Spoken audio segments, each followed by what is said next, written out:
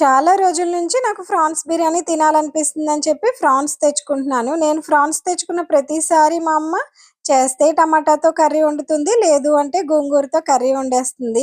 ఈసారి ఇలా కాదని చెప్పి నేనే ఫ్రాన్స్ తెచ్చుకొని దగ్గరుండి నా స్టైల్‌లో ఫ్రాన్స్ బిర్యానీ వండుకున్నాను.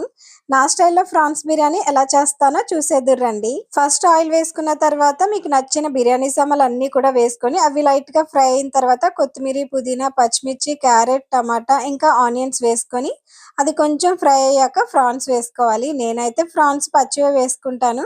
ఎందుకంటే ఆనియన్స్‌తో పాటు ఇవి కూడా ఫ్రై అవుతాయని. మీకు నచ్చితే ఫ్రాన్స్‌ని ముందే ఫ్రై చేసుకొని కూడా వేసుకోవచ్చు. తర్వాత అల్లం వెల్లుల్లి పేస్ట్, గరం మసాలా వేసుకొని అది కొంచెం ఫ్రై అయిన తర్వాత వాటర్ వేసుకోవాలి.